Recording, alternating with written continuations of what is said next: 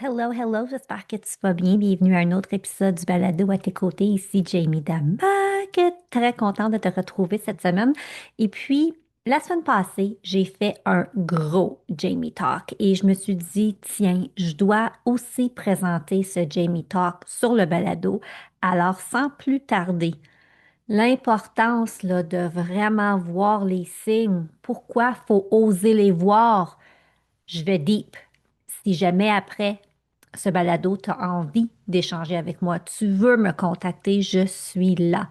Alors, sans plus tarder, voici mon Jamie Talk sur l'importance de voir les signes. Un deep dive. Je vais plus loin que l'épisode de balado qui a paru il y a quelques semaines. Bonne écoute. Bienvenue, je suis tellement contente de te retrouver ici pour un Jamie Talk en direct. Il va être aussi diffusé là, plus tard, mais j'avais vraiment envie de venir te jaser. J'avais beaucoup de choses sur mon petit cœur et ça fait longtemps que je me dis, je veux venir partager des petites parcelles de ce que je vis, de ce que je vois, de ce que je ressens, de ce que j'apprends avec toi parce que je trouve que c'est tellement important. Puis mine de rien, j'ai réalisé la semaine passée que le blog avait eu 16 ans. 16 ans. Donc, pour les gens peut-être qui ne me connaissent moins, mon nom c'est Jamie Damak. Il y a 16 ans, j'ai créé le blog Je suis une maman. Un blog que j'ai vraiment créé à l'époque pour connecter avec d'autres mamans parce qu'à l'époque, j'avais aucune amie avec des enfants et je trouvais la maternité quand même difficile de ce point de vue-là, de connexion humaine et de partage. Et donc, j'ai lancé le blog, vraiment un petit passe-temps d'après-midi et ça a eu un effet boule de neige et il y a des mères qui m'ont trouvé et là j'ai lancé une page Facebook pour qu'on puisse plus communiquer puis être ensemble puis se retrouver et me voici, me voilà 16 ans plus tard, le blog a eu 16 ans et donc pendant de nombreuses années là, j'étais vraiment axée. Tu sais, je voulais vraiment créer du contenu pour la famille, pour la maman qui avait une famille. Puis là, j'ai réalisé il y a quelques années que, OK, oui, c'est beau tout ça, mais au-delà de la famille, ben, il y a la mère, puis au-delà de la mère, il y a la femme. Et j'ai eu le constat quand mes enfants grandissaient que ben, je m'étais un peu oubliée à travers la maternité puis la vie de famille parce que j'étais tellement all-in, tellement axée sur cette partie-là de ma vie, cette partie-là de qui j'étais, le chapeau que je portais, tout en, tout en étant très, très, très impliquée avec le blog et ce chapeau-là que je portais parce que je voulais vraiment bien servir les mères qui me suivaient, puis les grands-mères, puis les familles. Et donc, j'étais comme all-in dans ces deux sphères de ma vie. Mais là, moi, à travers tout ça, je me suis non seulement oubliée, mais je dirais même que je me suis perdue. Tu sais, quand tu n'es même pas capable de répondre à la question qu'est-ce que tu aimerais manger pour souper, c'est parce que ça, c'est un signe, hein? Parce qu'aujourd'hui, on est ici pour parler de oser voir les signes. Ben ça aurait dû être un signe pour moi quand j'étais incapable de répondre à la question qu'est-ce que je veux manger pour souper ce soir. Alors, au fil des dernières années, la mission demeure la même, vraiment d'accompagner les mères, mais vraiment d'accompagner les femmes qui portent plusieurs chapeaux. Et l'importance de ne pas s'oublier à travers tout ce que l'on fait, parce que la vie va vite, on fait plusieurs choses. Puis tu sais, c'est pas qu'on porte plusieurs chapeaux quand j'y pense, c'est qu'on porte notre chapeau et notre chapeau a différents trucs. Et donc, l'importance de s'assurer que notre chapeau est bien mis, puis qu'on l'aime, notre chapeau, parce que tu sais, des fois, on peut porter un chapeau, puis on le trouve archi laid. Ça veut dire que c'est peut-être un autre signe, ça. Est-ce que le chapeau que tu portes, est-ce que tu l'aimes, ce chapeau-là? Donc, aujourd'hui, je veux parler vraiment de trucs que j'ai appris dernièrement qui m'ont fait comme, ah, OK, faut vraiment prendre le temps de voir les signes qui arrivent dans notre vie, puis prendre action. Parce que si on prend pas action, ce qui va se passer, c'est que les signes vont devenir un peu plus gros, un peu plus grands, ça va sonner plus fort, ça va faire plus de bruit, puis malheureusement, plus que c'est gros, plus que c'est grand, plus que c'est bruyant, mais malheureusement, souvent, les conséquences sont un peu de la même réalité. Les conséquences sont plus gros, plus grandes, plus ça nous secoue quand on prend pas le temps de voir le signe tout petit comme il est puis de faire quelque chose ou de le laisser grandir, grossir et prendre trop de place. Et un des constats que j'ai vraiment fait, en fait, l'année passée, puis en début de cette année, c'est que j'ai comme eu cette comparaison. Tu sais, quand tu joues à un jeu de société avec tes enfants, puis tu as comme un sablier, puis le sablier, c'est 3 minutes ou 4 minutes le temps de faire, de jouer un tour. Mais j'ai comme fait, OK, c'est comme si notre vie était un sablier. Tu sais, ça coule, là. Tu sais, même si on voit pas ça, puis on est dans le focus, puis on est dans le train-train quotidien, on est comme un sablier. Puis qu'est-ce qu'on fait avec ce sablier-là qui coule? On le regarde couler, puis on fait rien? Ou est-ce qu'on se dit, non, non, non, la vie, c'est maintenant, qu'est-ce que je veux? Qui suis-je? Où je veux aller? Puis vraiment de prendre un moment pour faire le point avec ça. Est-ce que je suis en train d'être sur le go, go, go, go, go, hustle, hustle, hustle? Est-ce que je vis vraiment la vie que je voulais vivre? Parce que à un moment donné, le sablier, ben, il va arrêter de couler. Puis je sais que c'est comme une image ultra plate puis ultra pas le fun à s'imaginer, mais c'est tellement ça. Puis on ne sait pas quand notre sablier va arrêter de couler. Ça pourrait être dans plusieurs années, ça pourrait être dans quelques années, chose que je nous souhaite tellement pas à aucune d'entre nous, mais on ne sait pas. C'est pas nous le big boss de la vie. On ne sait pas quand notre sablier va arrêter de couler. Alors, d'où l'importance de voir que la vie, c'est maintenant.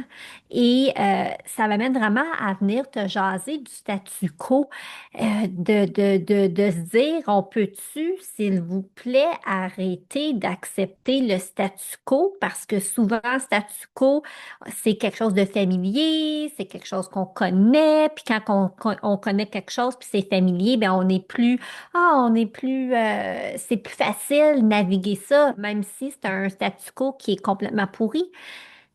Puis l'autre fois, quelqu'un a justement dit, on peut-tu, s'il vous plaît, tu sais, se donner la permission de ne plus accepter le statu quo quand c'est quelque chose qui ne nous sert plus, quand c'est quelque chose qui nous amène vers le bas. Puis j'étais comme, ben oui, yes, on peut assurément se donner la permission de dire non au statu quo et en fait, non, d'accepter un statu quo qui ne nous convient plus, qui ne nous convient pas. On est très, très, très en mesure, très capable de dire non, je veux pas ça. Puis je pense que c'est important de se donner la permission. Puis peut-être que, ben voyons donc, ben là, moi, je te la donne la permission aujourd'hui de dire, OK, non. Ce statu quo, là, c'est comme vivre, c'est comme si c'est plus facile de vivre dans une situation qui est moins le fun, mais au moins on sait à quoi s'attendre que de dire non, ça suffit, je mets je mets une ligne dans le sable, c'est terminé. Là, je vais voir qu'est-ce que je peux faire pour X. Puis, je donne l'exemple très facile. En fait, je vais te partager un exemple par rapport à moi. C'est le fait que c'est ça, j'ai réalisé que j'allais pas super bien. Puis là, j'étais comme, je me reconnaissais plus trop dans mes agissements, dans les choix que je faisais. Puis là, ben, j'aurais pu continuer parce que j'avais comme trouvé ma petite routine dans cet inconfort-là, dans le statu quo de pas trop me sentir top-notch, puis d'avoir juste hâte à la fin de semaine pour écouter du Netflix, puis être en linge mou. Tu sais, j'étais dans un statu quo, mais là, j'étais comme, hey, ça, je peux pas croire que c'est ça ma vie, là. Puis quand je me suis posé cette question-là, je le savais, là, que je ne pouvais plus accepter le statu quo, même si ça m'amenait à vivre de l'inconfort, même si ça m'amenait à aller creuser, investiguer, aller chercher de l'aide, même si ça faisait en sorte que ça allait être, tu sais, un moment d'incertitude dans ma vie, j'avais pas le choix parce que j'étais tannée d'accepter un statu quo où je me sentais comme de la cochonnerie. Parce que c'est ça, j'étais fatiguée, j'étais pas bien, j'étais ballonnée, j'étais inflammée, j'arrêtais pas de prendre du poids, j'étais malheureuse, tu sais, tout était lourd. Mais je continuais là-dedans, je continuais à accepter puis à avancer dans ce statu quo. Puis là, j'ai comme fait, non, c'est terminé. Mais pour se dire non, c'est terminé, ça veut dire qu'il faut aller voir dans de l'inconnu, dans de l'incertitude. Ça veut dire qu'il faut aller creuser, qu'est-ce que je vais trouver. Mais autant que ce choix-là amène des moments que tu es comme, autant c'est le plus beau cadeau que tu peux t'offrir. C'est le plus beau des cadeaux que tu peux t'offrir parce qu'une fois que tu franchis la ligne puis que tu commences, ben souvent, tu apprends des choses sur toi. Puis souvent, tu apprends des choses que tu n'avais pas constatées. Puis chaque constat que tu fais, chaque apprentissage, chaque leçon, ben, ça enlève des couches. Puis chaque fois que tu enlèves une couche, ben, tu es capable de mieux respirer. Puis si tu es capable de mieux respirer, ça veut dire que tu t'oxygènes plus. Puis si tu t'oxygènes plus, ça veut dire que tu as plus d'énergie. Puis si tu as plus d'énergie, tu peux continuer. Comprenez-vous, voyez-vous ce que ça fait? Chaque petit pas dans cette incertitude, dans ce chemin qu'on connaît moins, va t'amener sur ton chemin, sur le bon chemin. Donc, on peut-tu arrêter d'accepter le statu quo quand ça ne nous convient plus? Ce qui m'amène aussi à parler quelques instants par rapport à notre santé mentale, émotionnelle, spirituelle, physique. Ça doit nécessairement devenir une priorité. Tu sais, on dit, là, quand tu es assise dans l'avion, puis tu écoutes les consignes de sécurité, c'est dit la même affaire à chaque fois. Si jamais on a besoin d'oxygène, il y a un masque qui va sortir du plafond et on installe notre masque avant d'installer le masque de notre voisin, de notre enfant ou d'aider qui que ce soit. C'est pas on met le masque à notre enfant, c'est pas on aide les gens autour de nous, c'est on met notre masque en premier. Alors, si c'est ça la consigne dans les avions, pourquoi on ne mettrait pas une, on mettrait pas du temps, puis on ne nous mettrait pas sur notre liste de priorités pour notre santé mentale, physique, émotionnelle, spirituelle? Pourquoi? Ça, c'est correct, mais pas ça. Ça, c'est très bien vu, puis c'est la façon de faire, mais pour soi, c'est non. Je trouve ça triste même oui, aujourd'hui, je suis capable, où je suis rendue dans ma vie, de dire que je trouve ça triste. Je trouve ça triste qu'on se mette cette culpabilité. Je trouve ça triste qu'on se mette au bas de l'échelle des fois. Je dis pas que c'est tout le monde, mais mais je pense que ça arrive. Ça me fait de la peine parce que je me dis, Caroline, c'est tellement important parce que nous, quand on va bien, quand on va mieux, on est tellement capable d'en faire plus pour d'autres. Et je trouve que c'est une priorité quand on s'ajoute sur notre liste de priorités d'être capable de faire, hey, là, je prends un moment pour moi, puis parce que je prends ce moment-là, je vais tellement pouvoir en offrir plus, puis en donner plus aux autres. Puis, je sais pas d'où ça vient, mais c'est tellement facile. Puis moi, j'ai passé par là, là. Avant que j'ai mis le miroir vers moi-même, puis je me suis dit, OK, ben là, je peux juste contrôler, changer ma personne. Donc, avant que j'ai comme fait ce constat-là, moi, j'étais la reine de dire, ben, si elle, elle faisait ci, puis lui faisait ça, puis lui faisait ça, puis elle faisait ça, ça serait tellement plus facile, puis tout serait correct. Ça, j'étais très bonne, j'étais la reine de ça. Puis là, ben là, c'était comme, ouais, non, ça se produit, mais je suis pas plus heureuse, puis ça va pas mieux. Qu'est-ce qui se passe? Et donc, j'ai vraiment fait le constat que, OK, non, non, non, la seule personne que je peux vraiment changer, contrôler, c'est moi-même. Puis quand j'arrive à le faire, ben ça a non seulement des répercussions pour moi, mais ça a des répercussions sur tout le monde dans ma vie, tout le monde que je côtoie.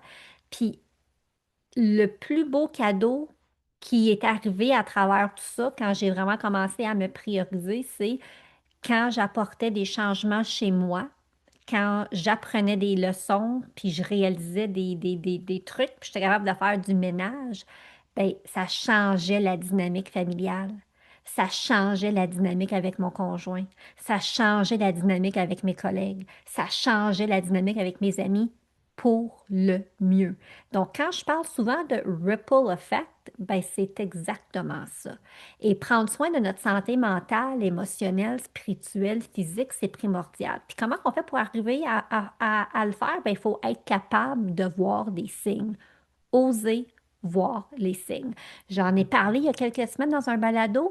Moi, j'ai eu un signe durant les fêtes en début d'année. Là, je suis venue pour mettre une de mes paires de jeans préférées, puis ah, il était serré. Il était serré à un point tel que je ne les ai pas mis parce que c'était inconfortable. Fait que ça a été un signe dans ma vie. Je dis, oh, oh, oh, oh, OK, qu'est-ce qui se passe? Je suis pas capable de mettre mes jeans.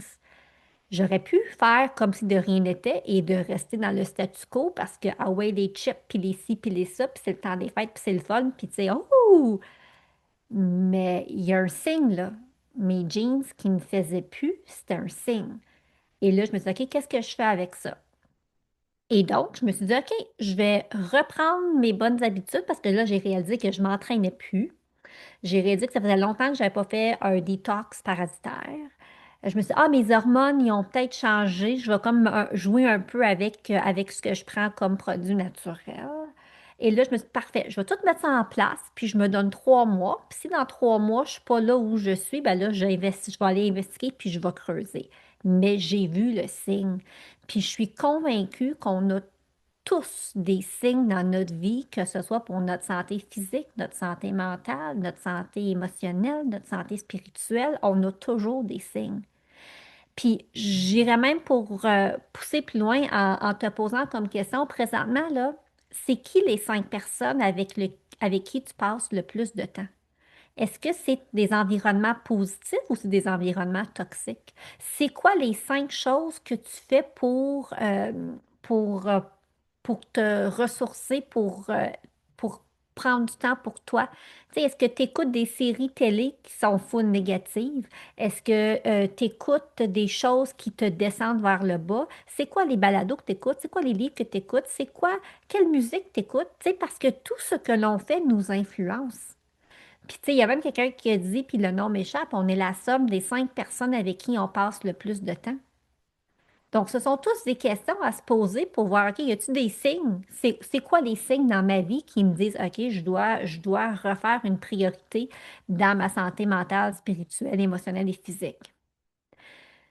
Puis, une des grandes raisons pour laquelle je voulais venir vous jaser aujourd'hui, c'est que dans les 8 derniers jours, j'ai tellement eu des signes dans ma vie en lien avec l'intelligence artificielle. Puis c'est vraiment un peu venu comme me secouer. Et là, je me suis dit, OK, je dois absolument venir partager ce que j'ai appris parce que je sais que je peux pas te changer, puis je peux pas te contrôler, puis je peux pas rien de tout ça, mais je peux partager. Je peux te partager de mon cœur. Je peux te dire ce que moi j'apprends, puis ce que je vois. Et espérer que c'est comme une petite graine que j'aime qui va t'amener à ton tour à réfléchir, puis à vraiment là, prendre action dans ta vie.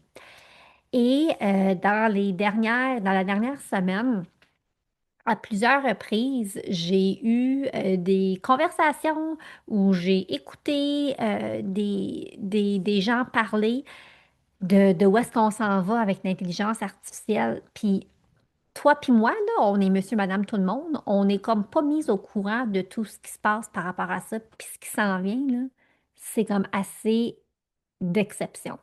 J'étais dans un événement, j'ai suivi en fait un événement Tony Robbins pendant 4 jours, il y a à peu près 10 jours de tout ça. Il y a un 4 jours incroyable là, où j'ai vécu des transformations, ma foi, next level. Puis la dernière journée, Tony a pris du temps pour répondre à des questions de gens qui étaient dans l'événement. Puis il y avait une question par rapport à une femme entrepreneur qui posait des questions par rapport à sa business. Puis là, Tony, il disait, c'est tellement important que chaque personne ait au moins 2 sources de revenus distinctes. Parce qu'on ne peut plus se fier juste sur une source de revenus qui rentre à toutes les semaines, 2 semaines, les mois.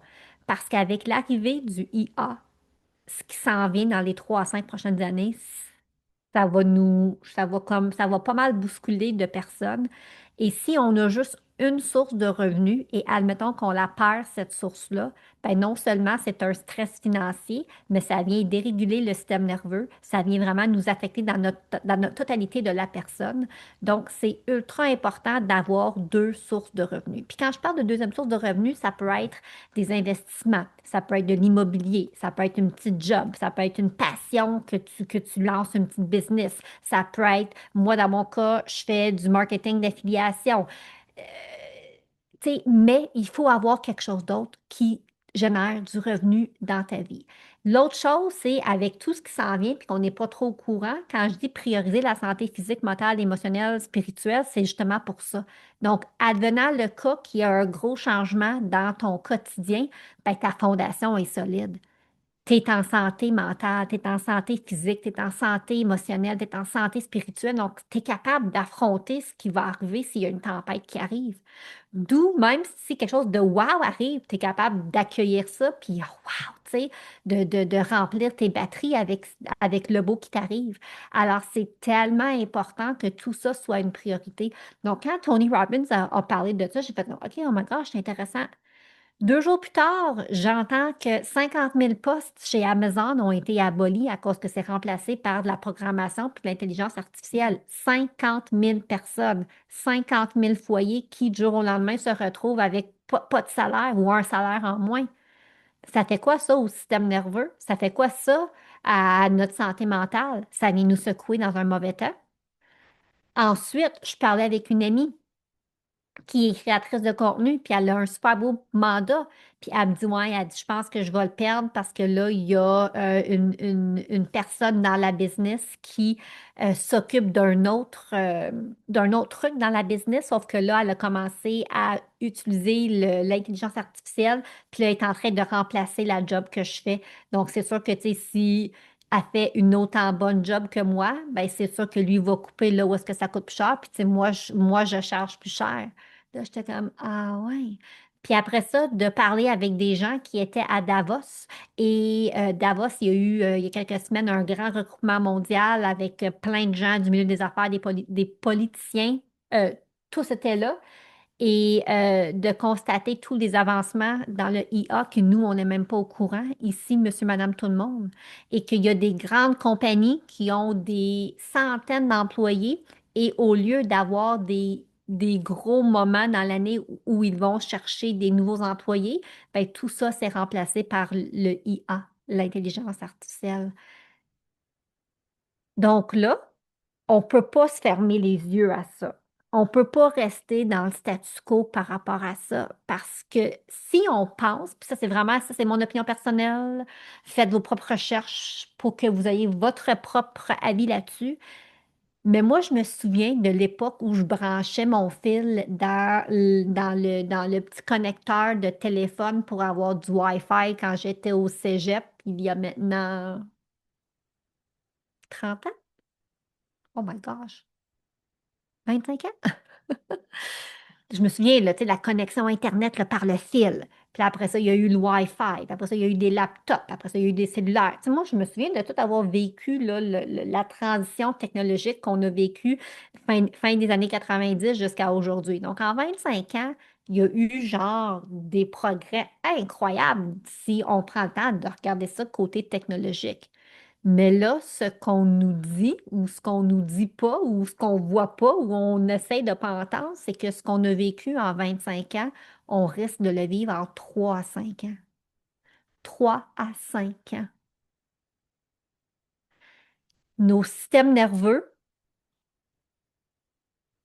nos systèmes nerveux doivent être prêts pour ça. Il n'y a pas de retour en arrière. Puis c'est un peu comme, tu sais, quand tu sais quelque chose, puis tu dis après, ouais, une fois que tu l'as vu, puis tu l'as entendu, tu peux pas retourner en arrière. Ben, c'est exactement ça. Quand j'ai tout entendu ça dans les 8 derniers jours par rapport à l'intelligence artificielle, puis où est-ce qu'on s'en va, je peux plus ne plus le revoir. Je peux plus. Je suis pas capable de dire, ah non, non, faire semblant, là, tu sais, comme, je suis pas capable. Puis je me dis,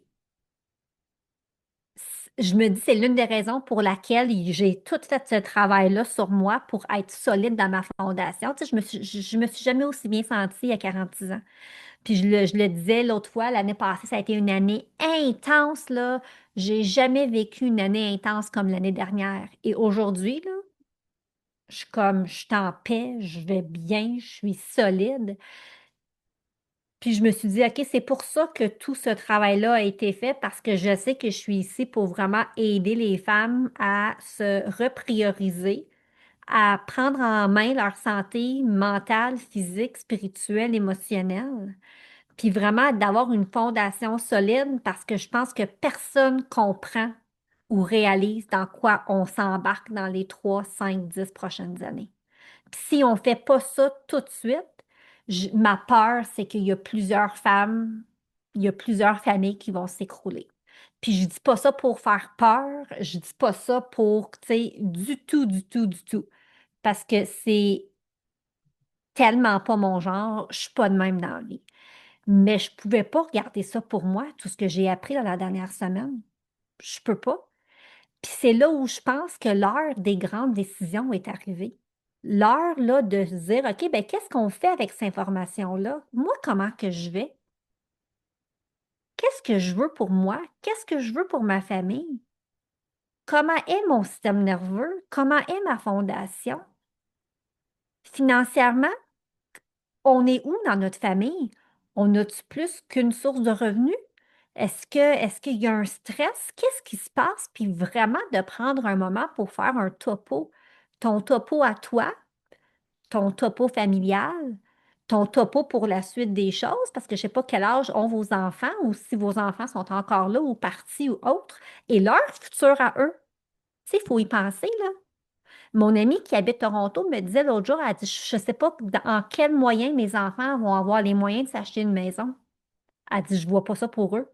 Elle dit, je vois pas comment, dans leur vie, ils auront les moyens de s'acheter une maison. Quelque chose, ça. Donc, oui, on pense à soi, puis on pense à l'immédiat, mais si on se projette dans le futur, eux, puis leur futur, puis qu'est-ce qu'on peut faire, puis quelle décision puis-je prendre aujourd'hui qui pourrait avoir un impact compound dans le futur? Ça me fait penser, Tony Robbins, il disait dans la conférence que dans l'atelier que j'ai suivi avec lui, si un jeune de 18 ans commence aujourd'hui à 18 ans à mettre 300 dollars de côté par mois jusqu'à l'âge de 27 ans, il va avoir généré plus de revenus à 65 ans que le jeune qui commence à 30 ans puis qui investit jusqu'à 60 ans. C'est quand même curieux. Donc, quand je dis d'arrêter l'autopilote, puis de vraiment regarder, puis de vraiment, tu sais, prendre position, puis prendre décision, puis de vraiment se dire, OK, ben, c'est l'heure des décisions. Là. Moi, qu'est-ce que je veux pour moi, ma famille, mon futur? C'est là. C'est pas regarder le sablier qui coule. C'est pas faire semblant qu'il n'y a rien qui se passe ou dire, ah non, tu sais, ben non, tu sais, c'est vraiment de se dire, OK, notre santé à nous, présentement, là, c'est vraiment important, puis c'est précieux, puis il faut en prendre soin. Puis, qu'est-ce qu'on peut faire pour justement réguler notre système nerveux et avancer sur notre chemin pour avoir la vie que l'on souhaite avoir. Puis la vie que tu souhaites avoir, c'est probablement pas celle que ta voisine veut avoir ou que ta sœur veut avoir ou que ton ami veut avoir, c'est ta vie à toi. Puis on est trop de personnes présentement à avancer toutes sur le même chemin, sur l'autoroute, là, on est tous sur le même chemin, mais ça ne devrait pas être le cas. On devrait tout être sur notre chemin à nous et d'avancer sur son chemin. Parce que mon chemin, c'est pas ton chemin, puis c'est pas le chemin de ma voisine, puis c'est pas le chemin de mon ami. Puis d'être capable d'avancer sur son chemin, sur son propre chemin, il faut être capable de voir les signes. Puis je suis convaincue que présentement, tu as des signes dans ta vie qui veulent te parler, là, qui veulent te secouer, puis dire, hey, tu sais, tu le vois-tu? Puis ce qui est beau, c'est que chaque signe que l'on voit, il y a toujours quelque chose qu'on peut faire. Puis c'est pour ça que je voulais vous dire, je ne voulais pas vous faire peur avec tout ce que je dis, parce qu'il y a juste de l'espoir quand on voit le signe, puis on l'accepte, puis OK, mais maintenant, qu'est-ce que je fais avec ça? Il y a toujours des solutions. Toujours. Est-ce que ce sont des solutions faciles? Est-ce que ce sont des solutions qui nous permettent, on claque des doigts puis c'est réglé? Des fois, oui, mais c'est pas toujours le cas. Puis quand c'est pas le cas, ben oui, on saute dans un peu d'inconfort, mais ce qui est après, là, ce qui vient après l'inconfort, c'est tellement fabulous. C'est tellement merveilleux ce qui vient après l'inconfort. C'est qu'on est capable de respirer. Et donc, c'est ça dont je voulais aborder aujourd'hui. Je voulais vraiment te rappeler l'importance. Le sablier est en train de couler, là. Tu peux pas l'arrêter. Puis la vie change. Puis les 3 à 5 prochaines années, là, ça va être quelque chose qui va se passer, là. Puis c'est pas pour faire peur, c'est juste par, OK, tu sais, qu'est-ce que je veux faire avec ça? Puis je trouve que c'est vraiment important. C'est vraiment important. Puis je préfère, moi, être quelqu'un qui est au courant. Puis là, j'ai la chance de pivoter. Puis, OK, ben qu'est-ce que je fais avec ça? Puis quel type de contenu je veux créer pour toi? Puis comment que je peux te servir? Puis comment que je peux t'aider? Puis il y a plein de choses qu'on peut faire pour prendre soin de notre santé d'une façon différente. Il y a plein d'affaires. Puis si ça pique ta curiosité, tu peux m'écrire, ça va me faire plaisir de t'en parler. Puis, j'ai décidé d'offrir des séances de coaching intuitive. Parce que oui, c'est le fun de suivre des gens sur le long terme, mais des fois, il y a des gens qui ont juste besoin de parler avec quelqu'un, puis de se faire écouter, puis d'avoir comme un coaching intuitif. Et donc, je suis vraiment contente d'offrir ça soit à la carte ou mensuel. J'ai aussi du coaching que j'offre pour les femmes qui en veulent plus. Puis bien sûr, comme je parlais tantôt de la diversification des revenus, moi, il y a 2 opportunités avec moi pour les femmes qui veulent prioriser leur santé tout en diversifiant leurs revenus. C'est possible, tu peux m'écrire. Mais s'il y a une chose que tu sors, que tu prends de notre conversation aujourd'hui, c'est vraiment la suivante. Je te souhaite du courage pour voir les signes. Parce que dans mon balado, je pense que il y a quelques semaines, je le disais, au début, là, le signe, c'est comme tu sais, c'est tout doux, là, ça frappe à la fenêtre, là. Tu sais, c'est comme, hey! Mais là, quand on prend pas le temps de le voir, le signe, mais là, ça devient plus fort, ça devient plus consistant. Puis si non, on est dans le statu quo, on veut pas voir de signe, mais là, ça va être, puis là, quelque chose va arriver. Puis là, tu n'auras pas le choix de voir le signe, mais là, ça va être rendu quoi? Ça va être rendu où? Ça va être rendu beaucoup plus gros que si tu avais juste pris le temps et tu as pris du courage pour entendre le petit cognement, le petit toc-toc-toc dans la vitre. Puis on est capable parce que si moi j'ai été capable, je sais que toi tu es capable. Si moi j'ai été capable de voir les signes puis d'être dans l'inconfort pour enlever des couches, je le sais que tu es capable. Parce que moi, je suis la fille qui disait, je ne serai jamais capable de faire telle chose. Jamais. Je suis faite de même. Mon père était de même. Je suis née de même. Ça va se passer de même. Puis je suis plus comme ça. Puis je ne fais pas la chose que je faisais tout le temps. Puis que je disais à tout le monde, ben, je suis faite de même. Mon père était de même, je suis de même. Si tu m'avais dit que je serais pas comme ça, j'aurais mis 5 piastres, j'aurais gagé contre moi-même. Je ben voyons donc, jamais, tu sais, jamais. Donc, je le sais, je parle par conviction. J'ai été capable, alors je le sais que tu es capable. Alors, merci d'avoir été là aujourd'hui. Je te souhaite tellement d'amour, puis de lumière, puis d'énergie, puis de courage pour voir ce qui se passe, puis de prendre vraiment les meilleures décisions pour toi. Si tu veux me rejoindre, tu peux facilement le faire via les réseaux sociaux, via ma page Instagram, ma page Facebook, le blog Je suis une maman. Et je te dis un gros, gros, gros merci. Merci pour votre temps. Je suis si reconnaissante. Si tu aimes ce balado, je t'invite à venir me rejoindre dans mon groupe Facebook privé Reconnexion féminine et pourquoi pas le partager avec d'autres femmes qui aimeraient les épisodes. On se retrouve la semaine prochaine. Ce podcast est destiné à des fins d'information uniquement et ne doit pas être considéré comme des conseils santé, médicaux, commerciaux, professionnels ou autres. Faites toujours vos propres recherches et consultez des professionnels avant de prendre des décisions.